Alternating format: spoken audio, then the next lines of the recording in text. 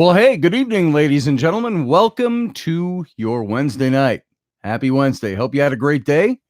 And we're going to launch back into reading the Rollicking Adventures of Tam O'Hare in just a few minutes.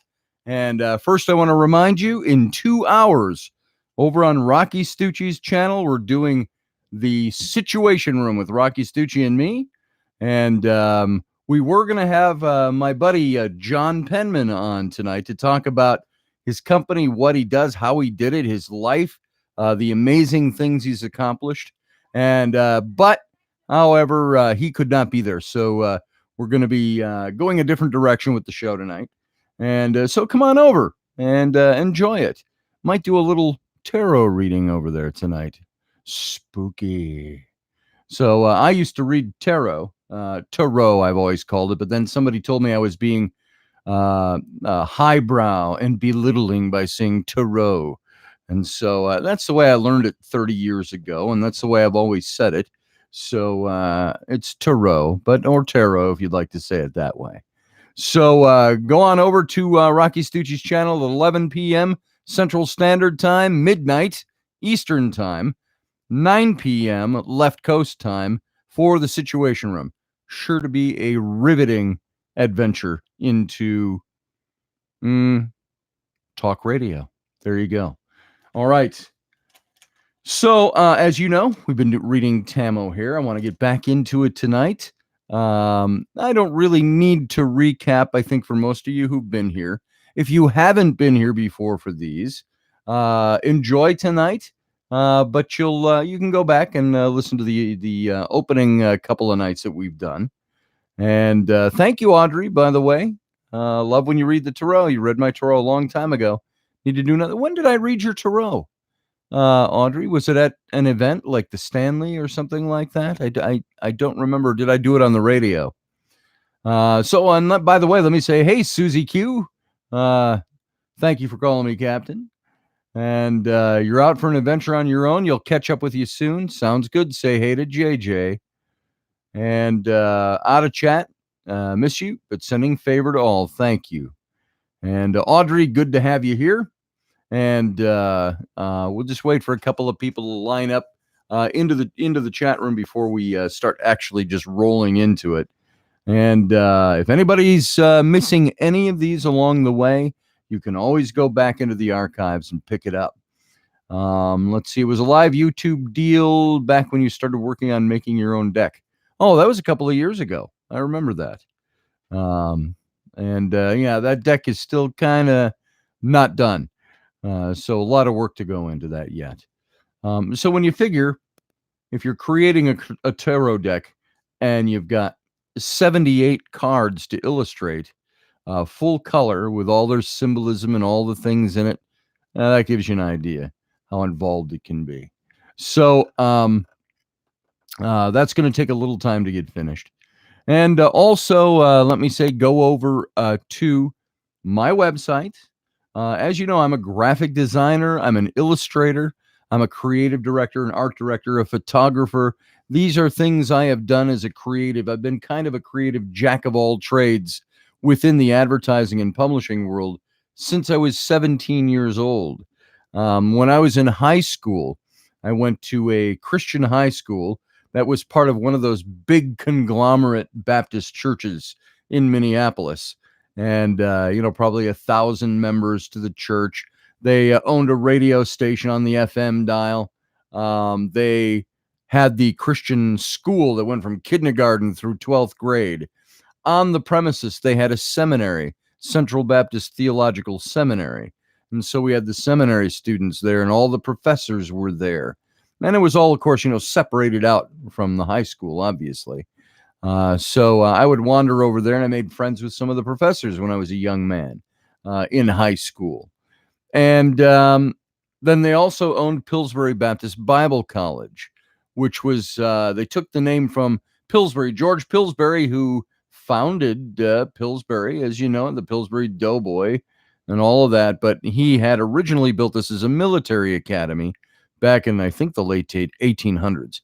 Gorgeous old campus with the big tower and the old main and the glass stained windows and so on and so forth. So this church owned all of that, is what I'm saying. And I was in the art class there, and I did a couple of paintings, and somebody within the congregation who owned a book publishing company saw my artwork and asked my teachers if they could get a hold of me, and they wanted to hire me to do some illustration work for book jackets, dust covers for hardcover books. And what they did was they took old theological books that were out of print, out of copyright. They bought new copyrights.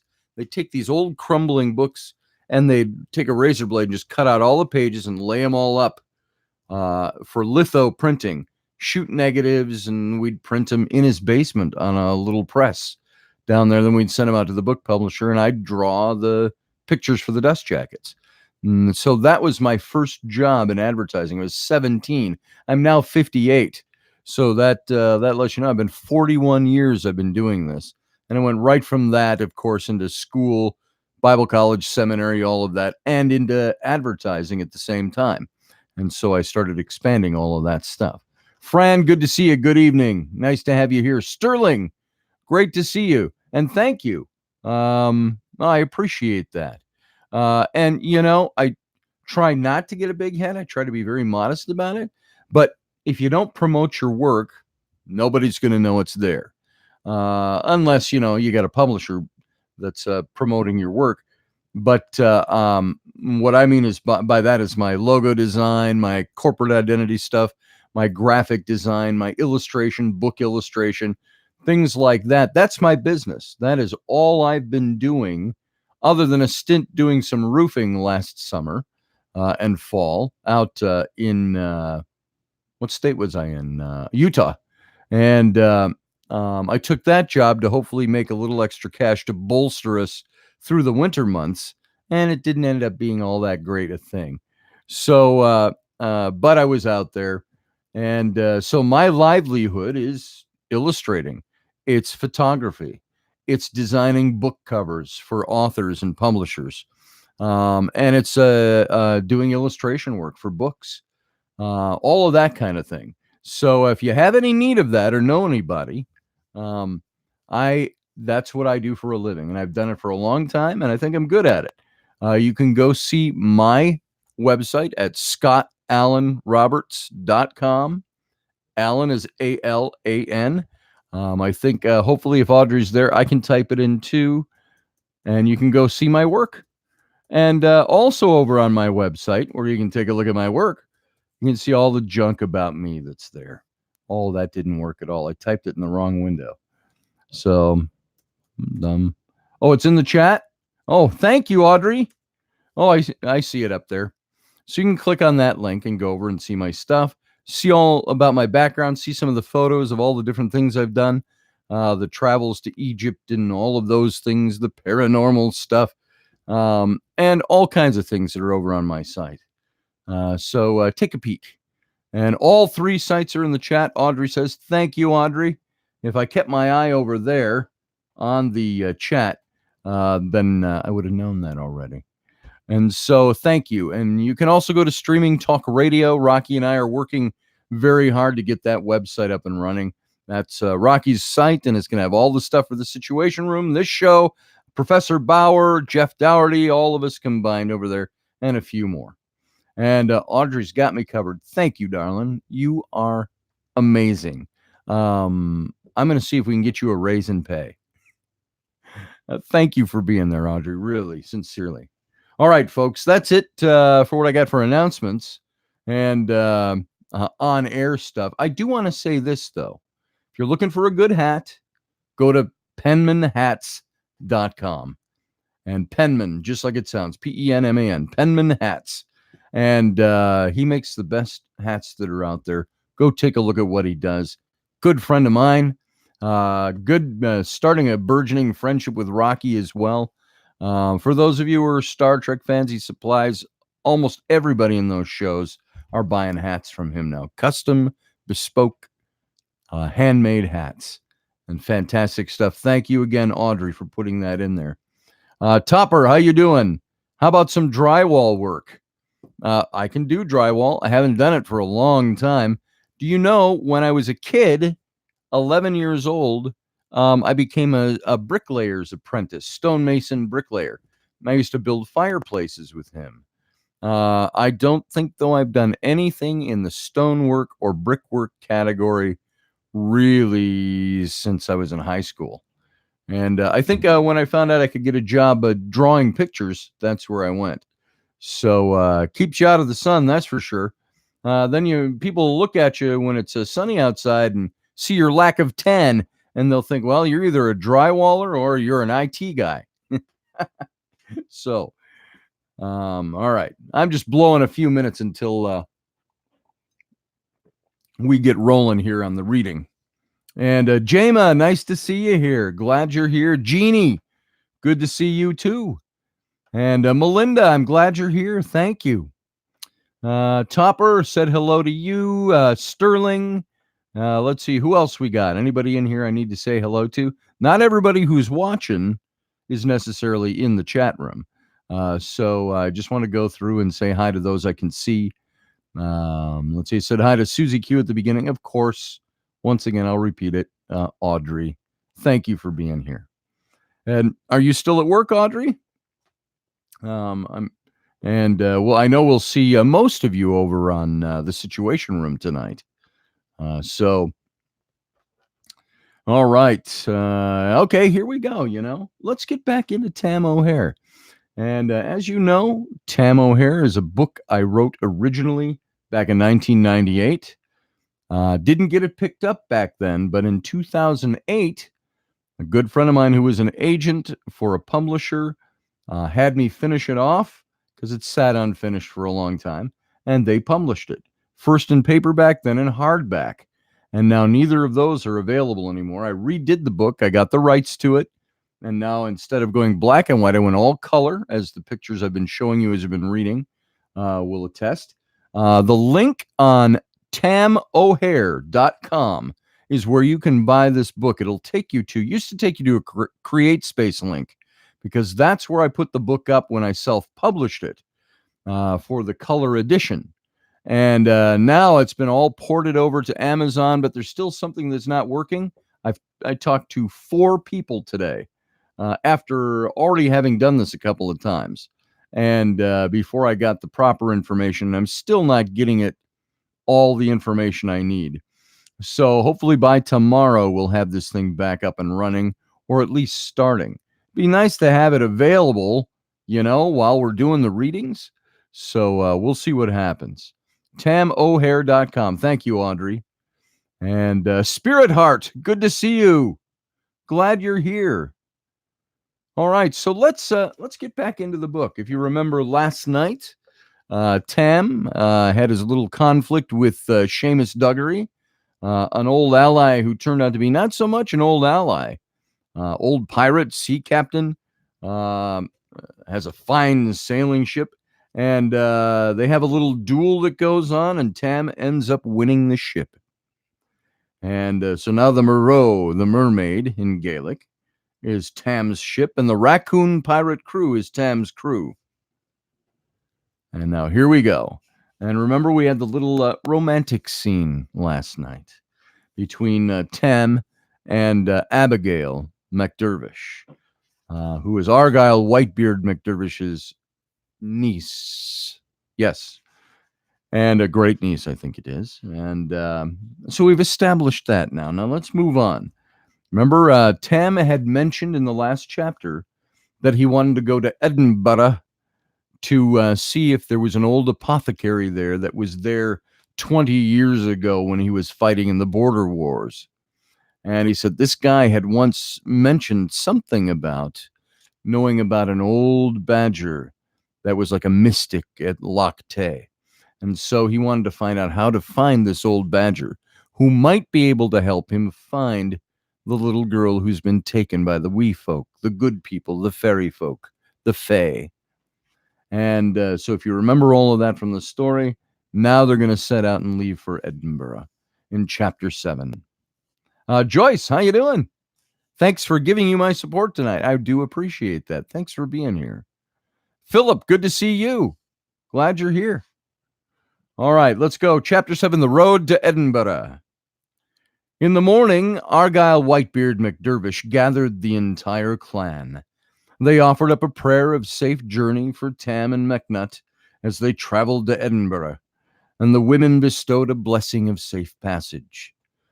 The village herbalist made a final blessing of safety for their little Brindlin, who was lost amongst the good people, and an incantation of binding protection for Tam and his young squire.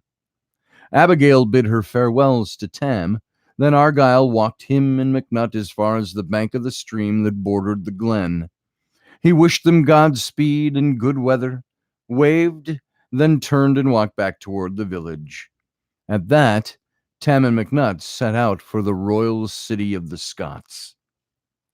The 6-day trek down to Edinburgh by foot was as uneventful as it was beautiful.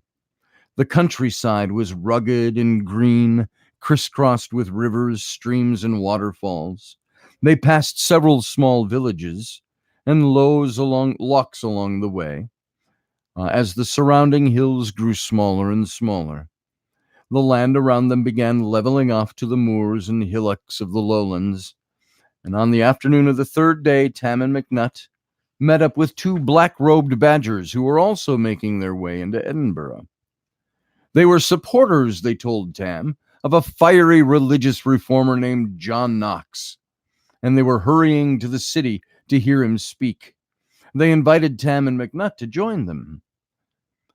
I've heard of this Knox fellow, and I'd truly like to hear what he has to say. However, Tam said to the badgers, we have urgent business in the city that will most likely preclude any side trip to hear what he has to say. Oh, the Reverend Knox is sure to deliver an holy assault on the Queen, guaranteed one of the black-robed badgers, overemphasizing the word reverend. Aye, especially since the very, very suspicious death of her husband, young Henry Stuart, Lord Darnley, you know, who had more right to the throne than she, chimed in the other. What do you mean by saying that Knox is going to deliver an assault on the Queen? Asked Tam, quite astonished. Queen Mary of the Scots? Aye, both badgers affirmed. That one and same she-devil of a woman.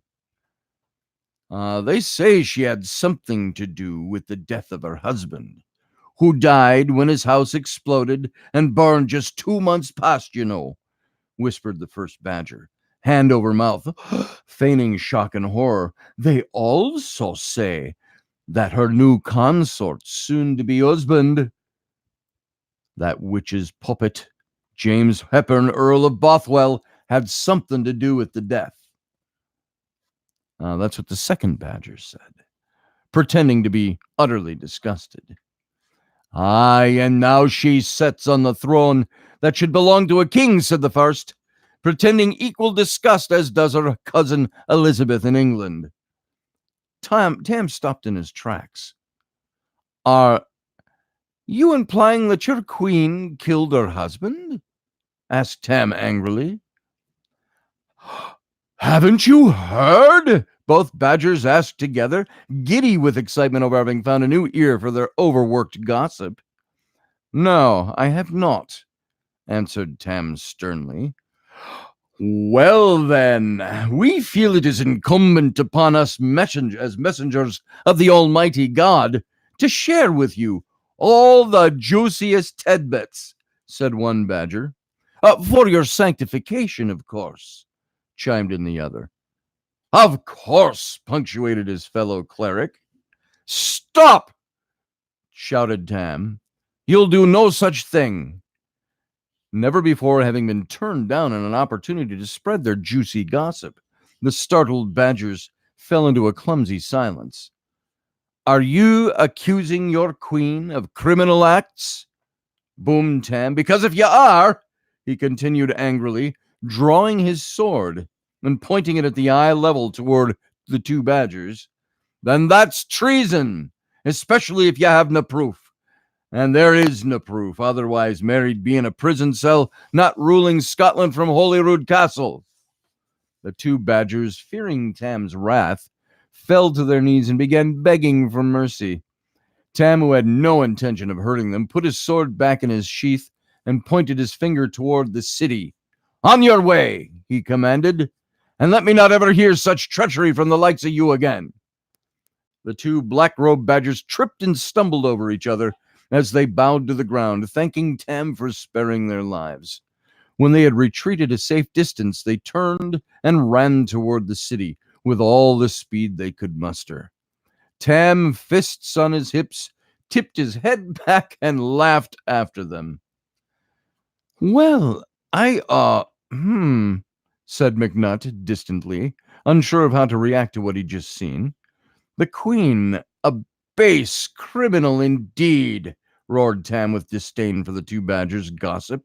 "She's a 24-year-old beauty trying very hard to establish her monarchy in a country that's turned upside down and tearing itself apart with religious infighting.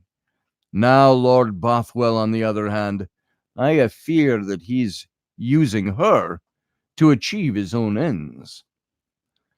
"I'm not very astute in these matters, Uncle Tam," shrugged McNutt. "Neither are they," said Tam, nodding toward the two retreating badgers. "Shall we, then?" asked McNutt, motioning toward the city. "Aye, Horatio, let's go find our porcupine," answered Tam, and they headed down the road toward the heart of Edinburgh. Now, if you don't remember, the porcupine, by the way, is the old apothecary he remembers from over 20 years ago on High Street in Edinburgh. Now, remember, this is different times. As I would explain to children when I read the book, they didn't have phones, they didn't have TV, they didn't have the internet. And so back then, 20 years passing, you may not have talked to somebody that you knew. And so he's going to see if he's still there. High Street hadn't changed much since Tam had last been there many years before, and finding the old Porcupine's apothecary shop wasn't at all difficult. But when Tam tried the door, it was locked. "He's gane to the Covenanters' meeting down by the old yew tree," said an old grandmother rabbit from the window up above. "Do you know when he'll return?" asked Tam, stepping out into the street to get a better view of the window up above. "All I can is he's not here the noo," she replied. "Thank you kindly," said Tam. "What now?" asked McNutt. Tam stood in the middle of the street and thought for a moment before saying, "Let's hie ourselves to this Covenanters' meeting," mused Tam. "Maybe we'll run into him there." "I've come to know that look in your eyes," smiled McNutt. "You just want to hear that John Knox fella, don't you?" Tam winked at McNutt. "You read my mind, lad." Then he put his arm around McNutt's shoulders, and they walked back down High Street in the direction they'd come. Not many minutes later, they approached a huge gathering on a green adjacent an old yew tree. Another badger with a long gray beard, dressed all in black, was speaking to the crowd. "This must be the place," said McNutt. "And that must be Knox," said Tam, nodding toward the animated orator who was shouting in a seething rage, flailing his arms before the crowd. Tam and McNutt drew up to the back of the crowd and listened as the bearded badger delivered his fiery blasts against Mary, Queen of Scots. "To promote a woman to rule, have superiority or domination over any empire, realm, nation, or city is repugnant to the nature of things. It's despised by God. That base woman living in Holyrood House has no divine right to sit on the throne of Scotland," roared John Knox. And by the way, here he is. John Knox. John Knox himself, speaking to the crowd. All right. How you doing, Rocky? Good to see you here. Let's see, where'd I leave off? "How can he say such things about his queen?" asked Tam out loud. "In all my studies, I have found no doctrine such as this in the Holy Scriptures." Several of the black-robed clerics in front of him turned and scowled at Tam, gritting their teeth. They merely frowned at McNutt and shushed him with a finger held up tightly against their lips. Why is it I always get shushed? I'm not a child, you know, McKnight muttered under his breath. Are you not loyal to your queen? Shouted out Tam, interrupting the Reverend Knox. McNutt rolled his eyes, understanding all too well his Uncle Tam. I fear no queen, and I am loyal only to God, as you should be. If you support this queen, then you're outside the sheltering fold of God. Have aligned yourself with the evil one. Knox thundered back, pointing a bony finger. My loyalties are my own concern, retorted Tam, who had no tolerance for self-appointed messengers of God.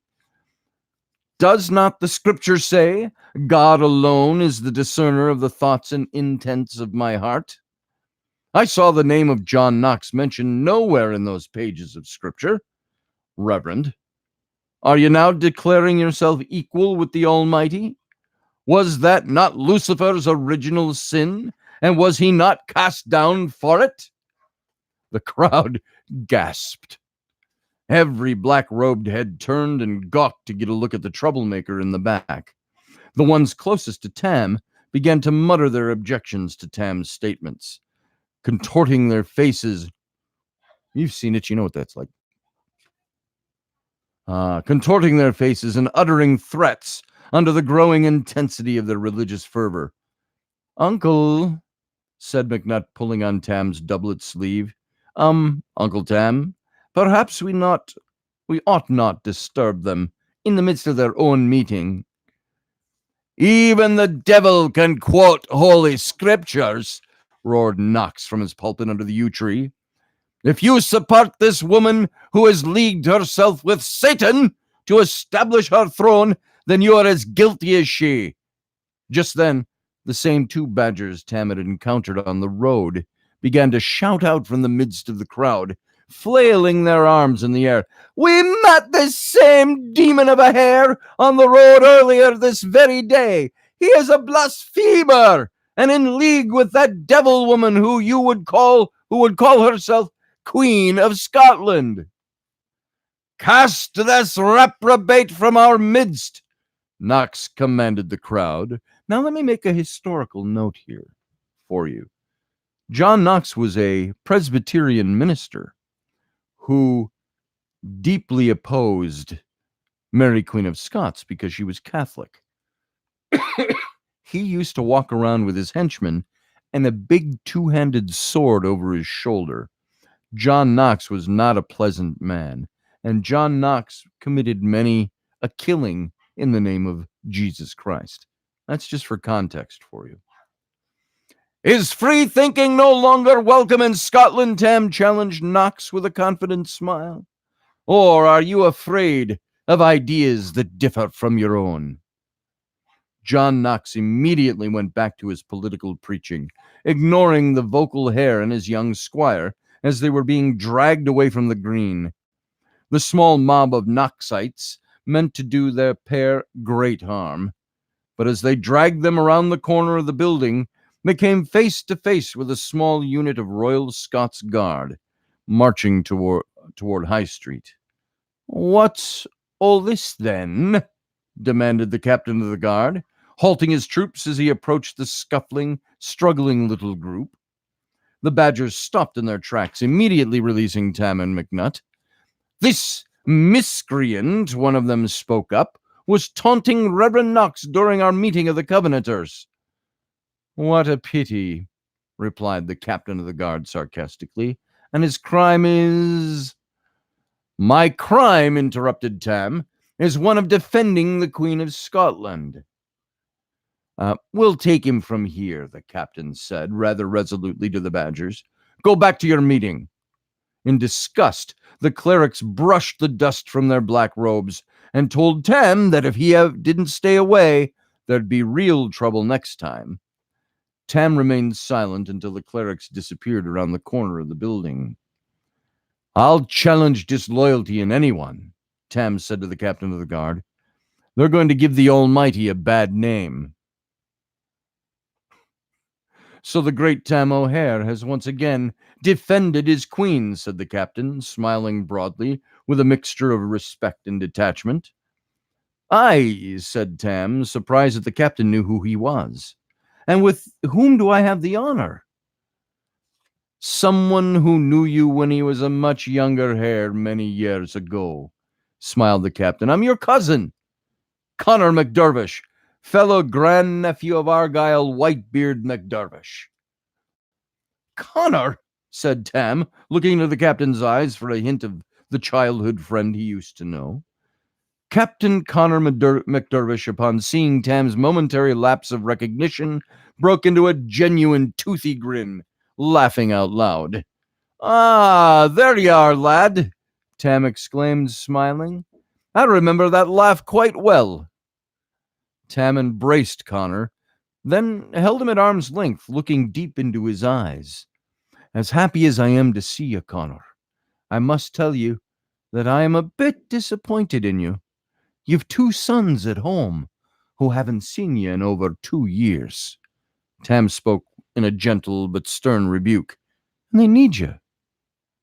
The captain, not accustomed to rebuff or correction, suddenly lost his smile altogether and became stiff and all military. My personal affairs are none of your concern, cousin. He then changed his demeanor completely from personable to officious. The Queen was given word that you have entered Edinburgh, and has dispatched us forthwith to find and invite you to Holyrood House. If you're amenable, Lord O'Hare, do come with us. Tam nodded and smiled broadly at the captain, who motioned the pair to fall in behind him. He spun on his heels, issued a loud command to his troops, and began marching toward High Street and Holyrood Castle, home to Mary Stuart, Queen of the Scots. That's chapter 7. We're going to go on to chapter 8 in a minute. Audrey, I always roll my R's. R. What's a Scottish pirate say? R. So let's see. Let's see what we got here. Gonna go blue, blue, blue. Yes, Philip. I did all the illustrations in the book. And if you hadn't seen it, Philip, there's the cover of the book. That's Tam O'Hare right there, and his squirrel squire, Horatio McNutt. And the book is all full of color illustrations. And I try to show them when we get in context with them in the book. Let's see. The Cannoli presents Hamlet, does Brooklyn. To be or not to be? You know, that's a question. You know, eh? No. The friends thou hast and tried, yo, grapple them to thy soul with hoops of steel. That's what Polonius told me anyway. All right, let's move along. I'm just going to see if there was anything here. So that's Rocky, by the way, doing Shakespeare. Let's see. Chapter 8. Mary, Queen of Scots. I've never been in the presence of a queen before, stammered McNutt, as he and Tam were ushered toward Holyrood's great hall, where Mary, the Queen, gave audience. It's not all that bad, if you can imagine her in nothing but a pair of red bloomers, joked Tam. I'm serious, blushed McNutt. So am I, said Tam, winking. Connor McDervish, captain of the Queen's Royal Guard, walked directly ahead of Tam and McNutt, stopping before 2 ornately carved wooden doors. Wait here, he said to Tam. Then he turned to the doorway where 2 guards, standing to the right and left, uncrossed their halberds, allowing him entrance to the great hall. Once the captain passed through the doorway, the guards returned their great long battle axes to a crossed position, barring entrance to anyone else. It was nearly an hour before the doors reopened, and Connor McDervish's voice bellowed from inside the great hall. Presenting to your majesty, Lord Tamerlane O'Hare of Harehenge Castle, County Meath, Ireland. The guards at the doorway uncrossed their halberds, and glanced over at Tam and McNutt. I think that's our cue, smiled Tam. But they didn't call my name, said McNutt nervously. They never announced the squires. Horatio, come on with you then, chuckled Tam, lightly cuffing McNutt behind the ear. Oh, is that so?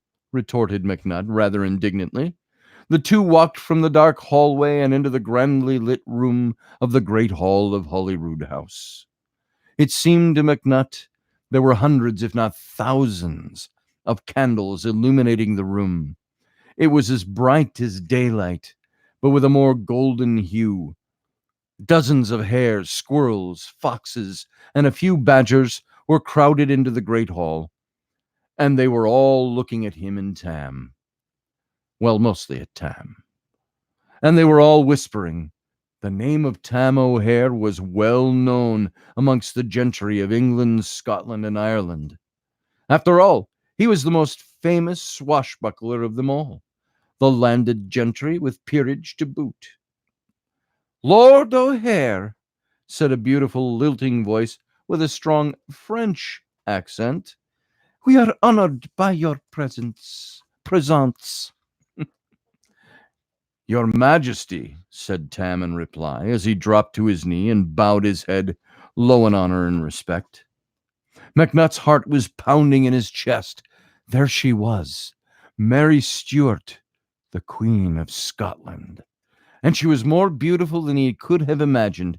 Suddenly, he felt sick to his stomach and dizzy, and his knees began to tremble. Then everything went black. When McNutt opened his eyes again, the first face he saw was that of Queen Mary.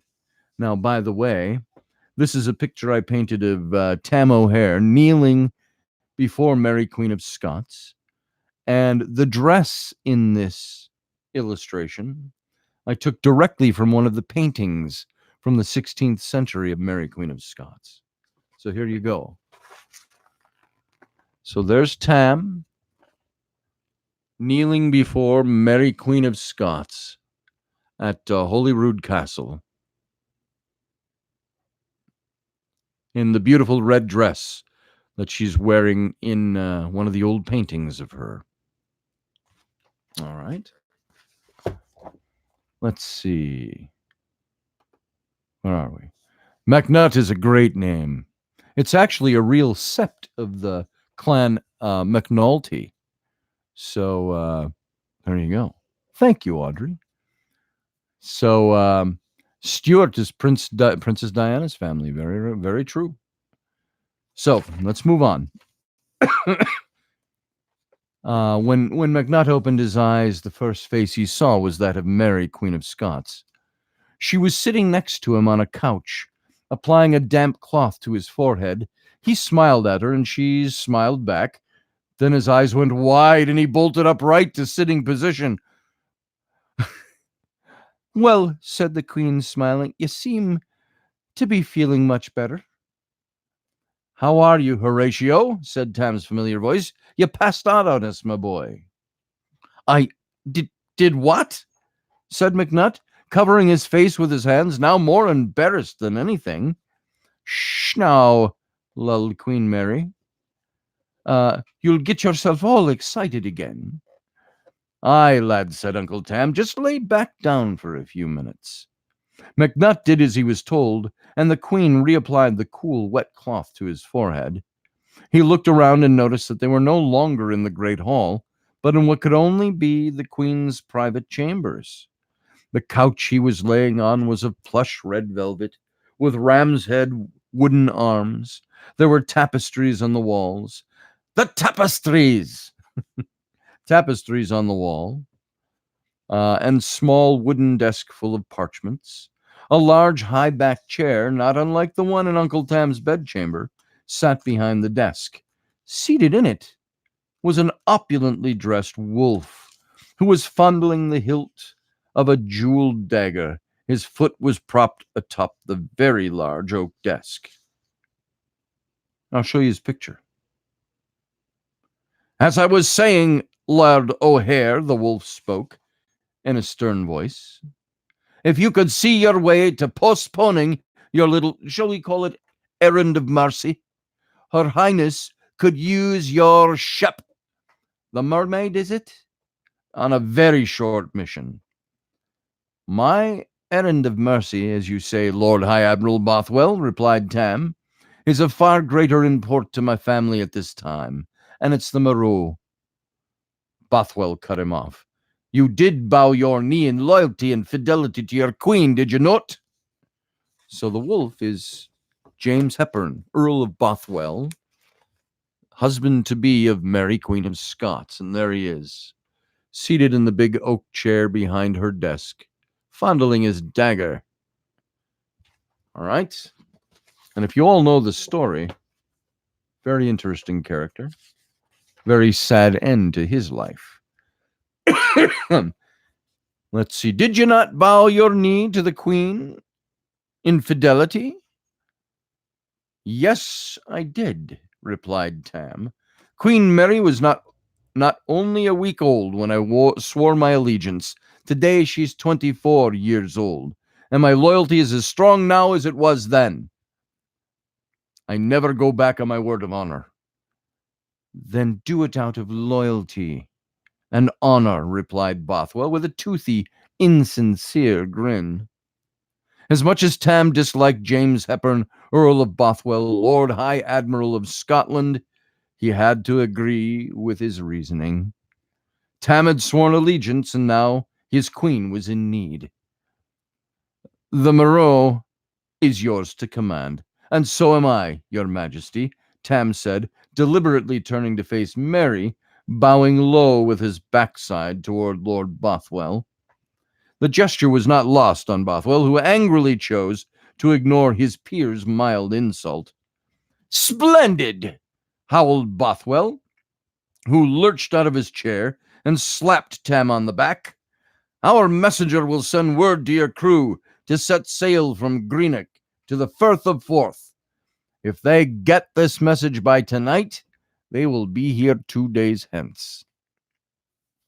Bothwell snapped his fingers, and as attaché approached, he turned to the side and spoke with him privately.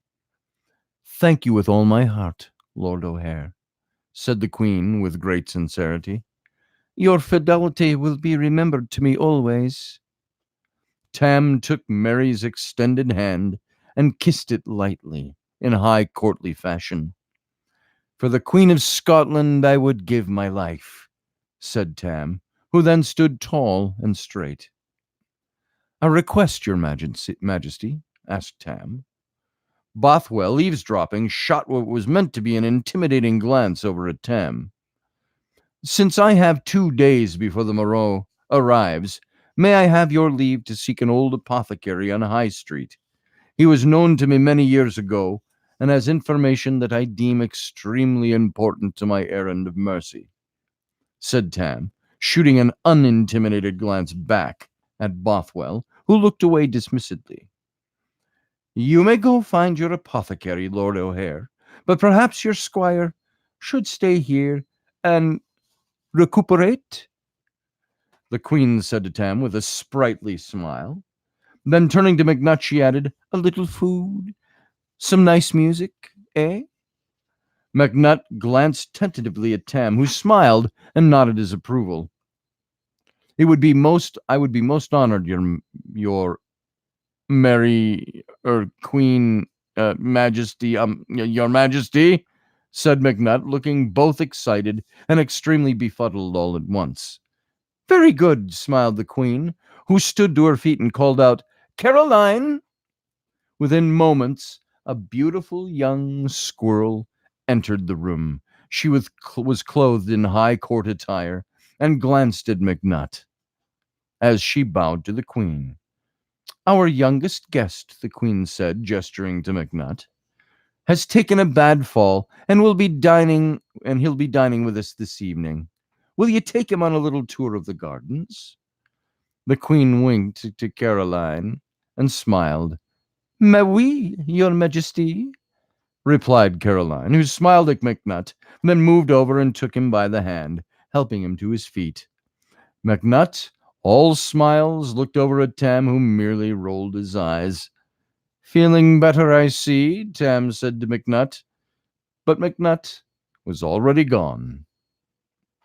All right, we're going to get to the next section here in a second. Just want to go back. Let's see. Fine detail of the pineapple. Thank you, Jama. And let's see. Beautiful dress. Yeah.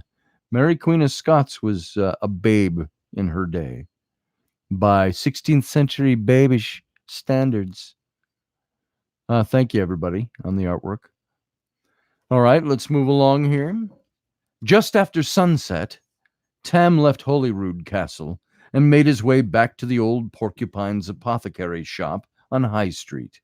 The Covenanters' meeting down by the old yew tree was long over, and Tam hoped the Porcupine had returned home by now. There was no light inside, and the door was locked and barred.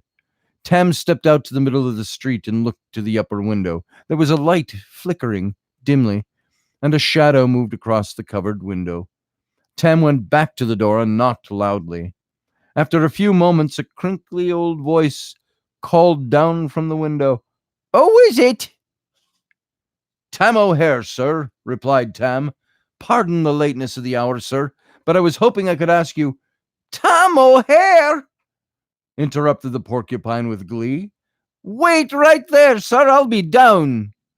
Tam smiled to himself and waited in the street with arms crossed until he saw, through the hazy window, a flickering candlelight emerge in the darkness from the back of the apothecary's shop. The dim light meandered its way to the front door, revealing the small face of the old Porcupine in its dusty glass window. Tam smiled back. "Come, come," chortled the old shopkeeper as he opened the door. "What brings the great Laird O'Hare back to my shop?" "You remember me then, sir?" asked Tam with amusement. "Remember you?" exclaimed the Porcupine with amazement. "How could I forget you? You've been quite a living legend, you have. What has it been? 20-some years since you were last in my shop?" "Almost 24, said Tam, "and I'm truly elated to see you are still here, but chagrined that so much time has passed so quickly." "And why would you be elated to see an elderly old apothecary on High Street?" asked the Porcupine. "What brings you to my door seeking the likes of me?" "You'd best have a seat, sir," answered Tam. "There's quite this little story to tell." "Well, then come in and share a glass of port by the fire," responded the old Porcupine. "There's a chill in the spring air tonight."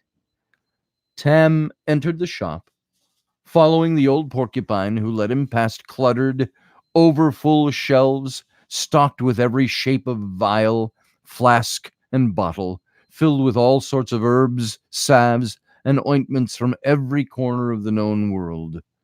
Under, over, and in between the myriad containers were sheaves of parchments and piles of old books crammed onto the shelves anywhere there was space, even in places where there wasn't. As they passed the shelves, the candle illuminated all sorts of artifacts, from shiny stones and ancient weapons to various types of measuring cups and scales and dry-mounted animals. One entire shelf that stood from the floor to the ceiling was filled with nothing but odd-shaped glass jars, each filled with a yellowish liquid and containing every sort of small creature imaginable. Though they were all floating dead in the liquid, they bore a grotesqueness that was exaggerated by the distortion of the glass and the flickering of the candlelight. Toward the back of the shop, the pair rounded several tall stacks of old leather-bound books. Excuse me. Arriving at a sturdy table surrounded by various styles of wooden chairs, the Porcupine sat down the candle and motioned for Tam to sit in one of the chairs. After stoking the fire in the fireplace, he went to a shelf and pulled down a tall, dark bottle with a rounded bottom. He also, that's just the way I like my women, tall, dark, with a rounded bottom. Sorry, Rocky's not interacting with me. That would have gone much better if Rocky were here. So, let's see. He also took down 2 small beveled glasses, blew the dust out of them, and poured them to the brim with the sweet red port wine from the bottle. So, as I asked earlier, what brings the great Tam O'Hare to my humble little shop? Asked the apothecary as he settled onto the chair across the table from Tam. Tam picked up his glass, tipped it to his lips, and took a sip of the sweet, heady port. He then set the glass on the table and pushed it a few inches away. Folding his hands on the table in front of him, he told of all he knew and understood regarding Brindle's abduction by the Fae. The old shopkeeper sat and listened intently, asking a few questions now and then. When I met you 20 or more years ago, continued Tam, you spoke of your acquaintance with an old badger who lived in the greenwood somewhere around these parts. You had said that he was familiar with the old ways and knew all there was to know about the good people. Do you know where I can find this old badger? Or if he's even still alive? The porcupine put his chin in his hand, stroked his stubbly beard, and squinted into the darkness beyond the dim yellow light cast by the candle. I haven't any idea if the old badger is still alive, for I've not been to Loch Tay in years. But if he is still among the living, you may be able to find him in the woodlands an afternoon's walk west of Aberfeldy. Go down along the south shore of the loch until you see a man atoll, standing stone in the underbrush. It will have a large hole through its center, but look sharp. It'll be obscured by greenery, sure. Then where from there? Asked Tam. Just head into the greenwood. If he's there, he'll know you're coming, saints preserve us. The porcupine continued, crossing himself. He may know even now. And at that very moment, a cold draught swept through the shop, wisping out the candle, leaving only a curling wisp of smoke. End of chapter 8. Now, time we got. It's not even 10 o'clock yet. It's still early. Would you like to go one more chapter? This chapter is, I think it's fairly lengthy, this one. Take us on. No, it's not too lengthy, but it'll bring us right up to the Elizabeth Jonas, which I'll explain to you in a minute. So here we go. Let's go chapter 9. This chapter is called The Hunt for the Elizabeth Jonas. Early evening the next day, Tam watched from the hillside as the Moreau sailed up the Firth of Forth and dropped anchor at the port of Cremond, just a stone's throw from the center of Edinburgh. Tam headed down the hillside to the Sheephead's Inn, where he would be waiting for his prearranged rendezvous with his raccoon first mate McCrick. One of Bothwell's men had also been watching from another hillside and went immediately to Lord High Admiral Bothwell, who wanted to be appraised of the ship's arrival. McCrick, ignoring protestations from the crew, ordered them to stay aboard. Then, with the second mate McCagg in tow, he went ashore and headed to the Sheephead's Inn. So we're off on Queen's business, eh? Chortled McCrick, slaking his thirst from a fresh tankard put in front of him by the innkeeper. From pirate to Royal Navy in the bloomin' wink of an eye, piped in McCagg. Aye, replied Tam, and you'd best not be referring to yourself as pirate in the presence of Lord High Admiral Bothwell. Oh, right, Captain Tam. The first mate winked and nodded in understanding. So here it is, lads, began Tam, all business. The Queen of England's greatest warship, the Elizabeth Jonas, has been molesting the Scottish coast between Berwick and Montrose. She's nearly incapacitated the Scottish naval fleet, such as it is, single-handedly. Aye, you're it comin', sir, chimed in McCrick, and we've been drafted. Am I right? You're a quick study, McCrick, replied Tam. We have been drafted indeed. How many gun is she? Asked McCagg, settling back in his chair and pushing his hat back on his head. She's a 40 gunner, Tam responded with no nonsense, and can compliment a crew of 300. Lord High Admiral Bothwell wants the Elizabeth Jonas captured and brought to Edinburgh. McCagg dropped his jaw, while McCrick sat back, puffed out his cheeks, and whistled. The Moreau has only 12 cannon, Captain Tam, and 2 of those are but wee deck guns, replied McCrick. And our entire crew's about 100, as added McCagg. I dinna think we be a fair contest for the English Navy. May I ask, Captain, why does his Lord Admiralship want us for this mission? Asked McCrick. Because, said Tam dismissedly, we are dispensable, while the Scottish fleet is not.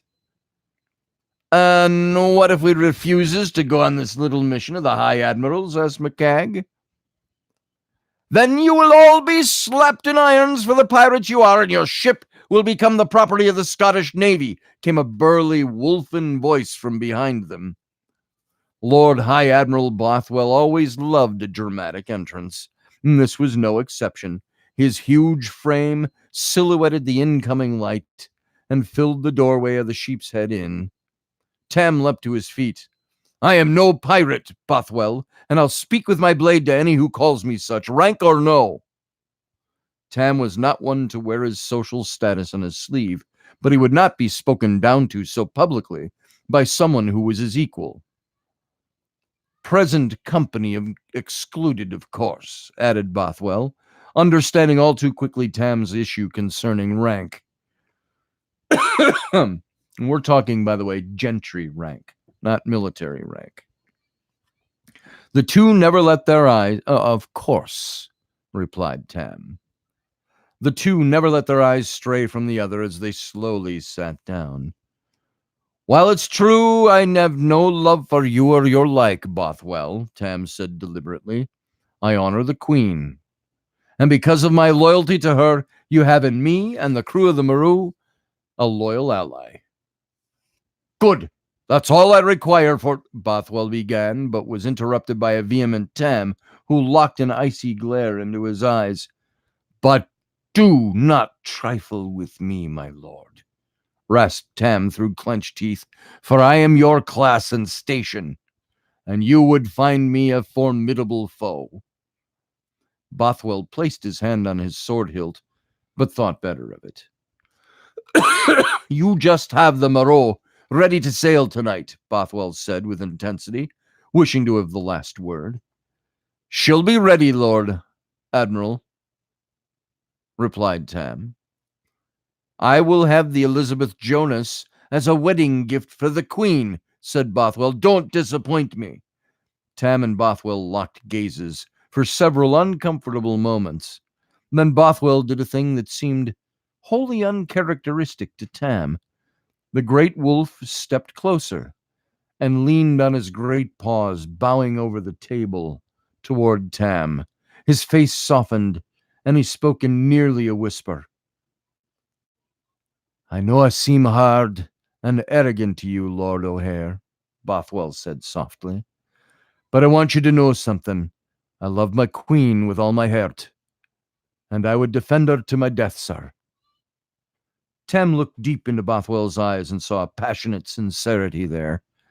Then just as quickly as it had begun, the moment passed, and the Lord High Admiral snapped to his full height, turned on his heel and headed for the door, nodding to the guards who immediately followed him. Stopping in the middle of the doorway, he paused and turned his head slightly. Oh, yes, Bothwell barked over his shoulder. I'll be keeping your little squirrel friend in my company until your return. With my Queen's prize. Bothwell disappeared through the door. I can see why you've gotten a love for this high admiralness, McCrick said to Tam. I've known Bothwell for years, growled Tam, and he has always seemed to me to be opportunistic. I also have known him to act honorably despite his many faults. He may love the Queen in his own way. I only hope that he is not her downfall. No one said a word in disagreement. Drink up, lads, smiled Tam charmingly. We've a warship to capture tonight. All right, we got one more section, I think, of this chapter. Let's move into it. Just in the door, barely made it, said Michelle. Good to see you here, Michelle. And Joyce, good to see you. I think I didn't see you earlier. I'm not sure. So good to have you all here. The full moon glittered on the water, looking like a million little diamonds poured out on a swath of velvety deep blue sea. Tam, McCrick, and McCagg would have blended into the shadowy waves were it not for the lantern that Tam held out over the prow of the landing boat. With it in the dark, it appeared as though Tam was a glowing face floating across the surface of the water. The sound of the oars blended into the lull of the lapping waters of the Firth of Forth, making their trek out to the Moreau very serene. Tam looked back toward the cliffs of Stirling, where Holyrood Castle was a purple silhouette, its windows pinpoints of golden light settling into the dark. MacNutt was up there enjoying the hospitality of James Hepburn, the Earl of Bothwell, Lord High Admiral of Scotland. Tam's mistrust for the great wolf brought on a sick uneasiness. When they reached the ship, Tam issued immediate orders to unfurl the sails and head out to the open sea. Pardon me, folks. What do you got? I hit myself. You hit yourself? You want to say hi to everybody on the radio? Step up here real quick. Just step on the edge of my chair. There's my little girl, Ellery, who bumped her head. Had to come in and tell me. I'm reading Tam O'Hare to everybody. Okay? All right. Come here. That's my other daughter, Rowan Claire. All right, you guys. I love you. Okay, shut my door, please. Don't shut the cords in the door. Sorry, folks. Technical difficulties. There you go. All right. Little girl's coming in to say goodnight, even though Mom said, don't go into Daddy's studio. So, but they're welcome here. It reminds me, there's a story. You've all heard the story of when JFK was president and his little boy, John, would come into the office age 3, 4, 5, whatever he was. And he'd play in the Oval Office. He'd play under the desk while they're all meeting. And one of the senators or an advisor or something told JFK, why do you let him come in here and play when we're doing business? JFK said, it's my boy. He's welcome in here anytime. And so that's kind of it. So there you go. Those are my little girls. And then I've still got the almost 10-year-old boy roaming around here somewhere too, getting ready for bed. So, and it's even late for that. Let's see where we left off. When they reached the ship, Tam issued immediate orders to unfurl the sails and head out to the open sea, where he hoped and feared he would engage the Elizabeth Jonas as quickly as possible. He ordered a constant lookout and had the crew rotate by the hour in the crow's nest high above the mast. That first night was calm and uneventful, as well as the following day. Calm seas, fair breezes, and no sign of the Elizabeth Jonas. The second day they sailed down the coast to Berwick. Nothing. The third and fourth days brought rain and choppy seas, but no sign of the Elizabeth Jonas. The crew was beginning to grow restless and nervous. They knew a confrontation was coming, they just didn't know when. Tam kept them busy, cleaning decks, untangling ropes, and sharpening their weapons. The fifth day was sunny, calm, and quiet. Then around mid-afternoon, things began to change very quickly. "Ship off the port bow!" bellowed the lookout from high atop the crow's nest. Tam, McCrick, and most of the crew went to the port side gunwales. Withdrawing a spyglass from his belt, Tam looked out to the speck on the horizon, sure if it wasn't a ship. "Can't tell who she is," said Tam, staring intensely through the extended scope. "Can't make out their colors either yet. But you can be sure of one thing. If we can see her, she can see us." He then closed up the spyglass, replaced it in his belt, and walked to the rail facing midships. "Here are your orders, Mr. McCrick," Tam commanded with calm urgency. "We don't know if that's the Elizabeth Jonas out there, but we'd best be ready for a fight. Have the gunners prepare cannon. I want all guns standing by, port and starboard. Make it so." "Aye, aye, Captain," barked McCrick, all business. He immediately turned to the midships rail and called out Tam's orders to the crew. The deck of the Moreau was hopping with pent-up energy and adrenaline. Everyone's senses were piqued, and they seemed to Tam to be as ready as any trained navy on the high seas. During the few moments it took Tam to issue his orders, the ship out on the horizon had turned to its starboard in an obvious intercept course with the Moreau. The lookout called down, reporting the maneuver. Tam again pulled out his spyglass. "If they sees us, Captain, and obviously they does," said McCrick, "then you can be sure that they'll very soon know we're no English ship." "Right you are, McCrick," said Tam, looking to the tops of the masts, thinking, "Do you have a cross of St. George?" Tam asked, referring to the flag of England by its proper name. "Cap'n," replied McCrick, lowering his chin and grinning, "a ship the likes of ours, what carries out the business of pirating, has a complete store of about any color you'd want to fly." Tam smiled broadly. "One St. George coming up," said McCrick, who turned on his heel and issued an order to the cabin boy standing next to him. Within minutes, the English flag was hoisted up and flew on the wind, the red cross of St. George standing out like fire against the white field of the flag. By the way, this isn't the St. George, but this is the St. Andrew, the Scottish flag that was flying on the ship, and they took it down and hoisted the St. George, which was the British flag, or the English flag before they had the British flag. "There," said Tam, "welcome to the English Navy." The two ships grew closer and closer. No one uttered a word. Were it not for the sound of the waves and the creaking of the ship, one could have heard a pin drop and hit the deck. Tam pulled out his spyglass and looked again at the approaching vessel. She, too, was flying the cross of St. George. She was English, all right. He looked down her prow and could start to make out some very tiny letters. E-L-I-Z. "She's the Elizabeth Jonas, all right," shouted Tam. He then turned and leaned back against the gunwales, smiled, and very calmly said to his first mate, "All hands at battle stations, Mr. McCrick." "All hands at battle stations," McCrick shouted to the crew as he immediately spun around and snapped into action.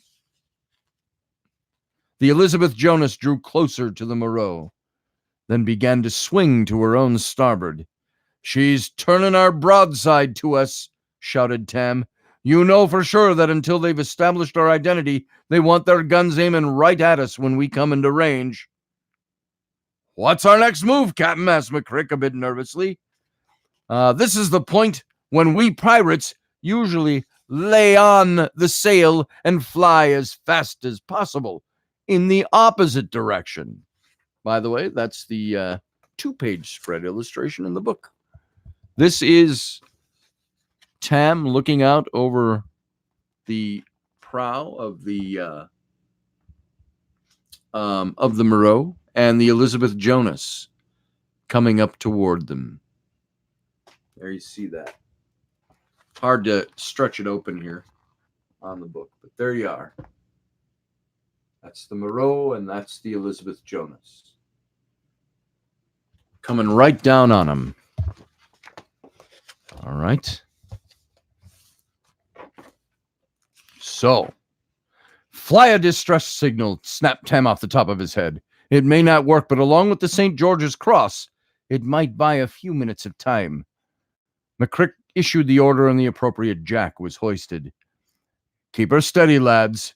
Slow us down, but do not open our broadside to cannon fire, ordered Tam. Keep us pointing straight on at her. That way, they'll have a smaller target to aim for should they start firing their cannons at us. The other vessel was now so close that Tam could see sailors running across the decks and climbing the ropes. He could feel his heart beat in his chest, and his crew's anxious apprehension was palpable. Steady, Tam ordered. To the aft of the approaching vessel, Tam could make out a tall ferret, who, due to the fact that he was surrounded by several crew members, could only be the captain of the Elizabeth Jonas. He, like Tam, was standing with his first mate, trying to appraise the situation. At that very moment, Tam saw a sailor approach the captain and hand him something. Tam again brought out his spyglass. Through it, he could see that the other captain was reading something on a piece of parchment. Then it hit Tam. He's seen our name, the Maru, and now he's checking us against a manifest of English vessels. And you can be sure there's no English ship with the Gaelic name of mermaid, said Tam. Highly efficient and by the book, this captain, but perhaps to his own undoing. Then shouting out to McCrick, he ordered, "Drop the aft anchor!" "The anchor, Captain?" asked a surprised McCrick. "Do it!" Tam shot back in urgency. "Helmsman, hard to the starboard. Bring us a leeward, as close to her bow as you dare. Mr. McCrick, drag that anchor and swing us starboard around her bow. Bring us broadside. Run us up against her if you must." McCrick bellowed out the orders, and the crew responded with lightning efficiency. "Lord Almighty," Tam prayed out loud, crossing himself, "preserve us from her cannons." The Murad steered us a bit to the port, toward the waters out in front of the Elizabeth Jonas, and when Tam shouted the order to come hard to starboard, the wooden hull creaked against the strain of the dragging anchor, but the rudder held true, and the Murad responded grandly, swinging in an almost perfect arc round the fore of the English ship. The Murad drew up alongside the Elizabeth Jonas, starboard to starboard, with naught but a slight bump and a few flying splinters as the hull of the Murad ripped off the open cannon hatches of the Elizabeth Jonas. The impact served to bring Tam's ship to a full stop alongside the Queen of England's flagship. "Prepare your lines for boarding," ordered Tam. He could hear the English captain shouting orders, and without being able to discern every word, he knew it was a command to the gunners. The upper gun ports on the Elizabeth Jonas began to swing open. Tam grabbed a rope and jumped atop the gunwales facing the English ship. "Strike the St. George," Tam bellowed at the top of his lungs, "and hoist the cross of St. Andrew." Immediately, the English flag hit the deck, and the blue Scottish flag emblazoned with the white cross of St. Andrew flew up the line to the top of the mast. Tam's eyes met those of the English captain, and he suddenly recognized him. He was Martin Frobisher, former pirate drawn into royal privateering by the Queen of England's counselor, William Cecil. Tam looked hard at the old pirate-turned-naval officer. He knew this ferret. He knew him well. He looked hard into his eyes, and he saw fear there. Tam smiled. "Prepare to be boarded," Tam howled out to the English captain. Then, with a fierce battle cry, he drew his sword, gripped the rope, and swung across from the Moreau to the Elizabeth Jonas, with nearly 100 screeching raccoons swinging in behind him. And that is the end of the chapter. And there is Tam and his raccoons atop the gunwales of the ship, getting ready to swing across to the Elizabeth Jonas and board her. Cutlasses drawn, swords drawn, daggers in teeth, all ropes, all fur, swinging in, screaming. Imagine that sight. So there you go. So that's all the further I think we're going to go tonight. It's 10:15. We'll start with chapter 10 tomorrow, For God, Queen, and Country. That's chapter 10. And I got to tell you, I loved writing this book. just seeing the visual. I saw the visuals in my head, and I had to go, okay, they're going to throw the anchor. They're going to come leeward. They're going to swing around to the starboard. All those kinds of things. So you see it in your head. And so thank you, Jama. And let's see. Girl with no name from Spooner Becky. Greetings and a little late. That's okay. Beatrix Potter. Thank you, Jama. So don't bring a knife to a drill fight. That's right, Philip. Topper, thank you. And I hope you're enjoying the story. There's still a lot more to it. I think we're about, let me see, I think we're almost halfway through. Maybe a little more. No, not much more. Yeah, we're about a little over halfway through the book. So a few more nights. Maybe finish this up even by Friday. There is no consequential rapscallions tomorrow night. I got word from Jeff. He's got something else going on. So he does so much radio. I think every now and then he's just got to cut something out of his schedule. So I'm okay with that if he does rapscallions. So we'll be right here again tomorrow night. Who's at the door? I've got another child at the door. Can you wait, or do you need Dad? I need all the lights off. You need all the lights off? In here? No, close my door. All right. Mom said, get out of there.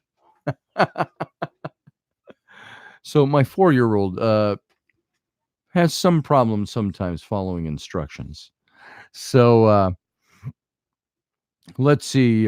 If I was to caricature Rocky spitting on his hot dog and auction it, you could make a nice profit. Maybe so. Maybe we'll try that. I need to pay to keep the lights on this month, so let's give that a shot. Let's see. Scotty, bright a drill to a knife fight though. This his wall in the background. Yeah, there you go. There's my knives. So if I haven't told you in a while, this is a Scottish backsword, heavy, tip heavy. So when you fight with it, it was meant to hack with. The basket on this blade is replica, pommel is replica, but the basket itself dates back to the 1740s. So that's one of my nicest swords. This is my German rapier made by Arms and Armor. I can tip this up a little bit so you can see. This is the one Arms and Armor or armor.com. They make all the replicas for movies and stuff like that, but they're located right here in Minneapolis. And so I acquired that sword some 15 years ago or more, almost 20 years ago. But I use this for stage combat. So it's full of dings and stuff.